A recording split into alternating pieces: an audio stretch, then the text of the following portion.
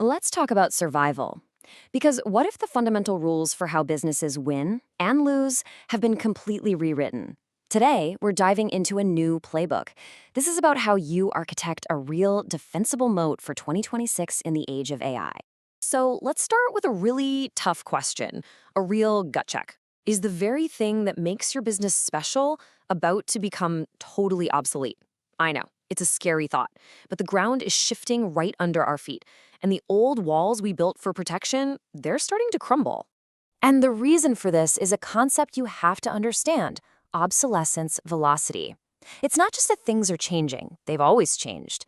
It's the speed. It's the insane rate at which a hard-won advantage can be just neutralized by the next piece of tech.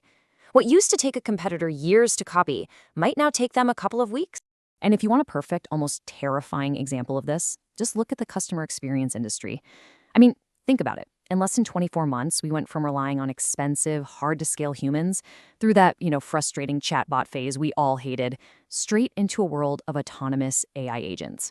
These agents have massive utility, and they operate at practically zero marginal cost. The entire business model just collapsed. And that leads us to a really stark conclusion. In a world of what we can call commodity AI, where these powerful tools are basically everywhere, that cool new feature you just launched, it's not a defense, it's not a moat, it's barely a speed bump. Because if a generic AI can replicate your secret sauce, then it's not a secret, and it's definitely not a moat.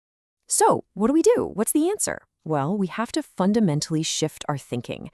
We have to stop just building features and start architecting fortresses.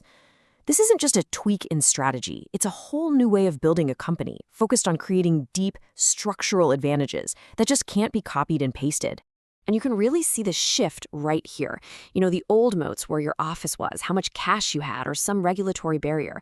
Those have mostly just evaporated. The moats that matter today are built on two things: having a superior technology architecture and possessing proprietary intelligence that you, and literally only you, have. So a truly modern moat, it really stands on three massive pillars. First, there's data gravity. This is where your system just gets smarter and stickier with every piece of data it touches. Second is integrated agency, meaning your AI is so deeply woven into your customer's workflow that ripping it out would be unthinkable. And finally, unit economic dominance. This is where your architecture is so efficient you can deliver value at a cost your competitors just can't dream of matching. Okay, so we know what we need to build, but the real question is how. This is the blueprint. This is how you actually build that fortress. And it comes down to mastering three core pillars of innovation: your culture, your IP, and how you handle risk. Let's start with culture. And this is so important because technology does not innovate by itself. It just doesn't.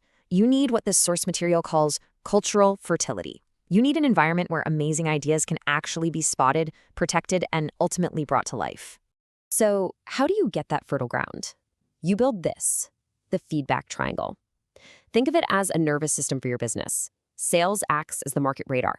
They're out there hearing what customers are dreaming about. Support, they're pinpointing the friction, the exact places your product is failing today. And engineering brings the art of the possible, saying, hey, we can solve that problem with this new tech. Real game-changing innovation lives right in the center of that conversation. And to keep that culture razor sharp, you need to run an honesty audit. Get your best people in a room and ask them this one simple, brutal question. It forces everybody to stop defending what is and start thinking like a hungry disruptor. The goal? Find your own weaknesses before a competitor does it for you. Okay, pillar number 2. This one is really cool. It's about treating your intellectual property, your patents, as something much more than just a legal shield. You need to think of your IP strategy as a time machine. It's a tool that lets you claim territory in the future and, crucially, control the timing of your attack. So how does this time machine work? Well, it's a 3-step play. First, you claim the territory early. You file patents on your core foundational ideas. But, and this is key, you don't have to build it yet. You can wait. You let the market mature, let infrastructure costs plummet, and then, when the time is just right, that perfect Goldilocks moment, you strike with full capital, deploying when your odds of success are the absolute highest. And that brings us to the final pillar: execution. Look, the old playbook of trying to avoid risk at all costs, that will kill you in this environment. Today, the single biggest risk is standing still. The goal now is to execute with surgical risk-taking, smart, calculated bets at an incredibly high velocity. And that velocity, it has a number, a deadline, 6 weeks. This is your time to metric standard. If a team can't build something that moves a key business metric, proves or disproves a hypothesis in 6 weeks, the scope is just too big. You're not aiming for perfect, you're aiming for proof. So with things moving that fast, how on earth do you decide what to fund and what to kill? Well, believe it or not, the best framework comes from Kenny Rogers. Because real innovation leadership isn't just about starting things, it's about knowing when to double down and, just as importantly, knowing when to walk away. And the decision is all about the data, not feelings. You hold them, you keep investing when a scrappy prototype delivers a real, measurable business impact. A 40% drop in latency? Hold them. But you fold them the second the market zigs when you zagged, or when a cheap commodity version of your idea pops up. And remember, folding isn't failing. It's just a smart reallocation of capital to the next bet. Okay, let's pull all of this together. Let's zoom out from the tactics and talk about the ultimate purpose of building this moat. Because it's about so much more than just defense. It's about the core promise your business makes to the world. You see, true innovation plays this incredible dual role. On one hand, it's a shield. It's your absolute best defense against disruption and commoditization. But on the other hand, it's a promise. It's a signal to your customers that you are investing in their future success, that by sticking with you, they're betting on the horse that's actually architecting the future of the racetrack. And when you get this right, when you build this modern architectural moat, you essentially give your entire organization a cheat code. Your sales team gets to sell something your competitors literally cannot build.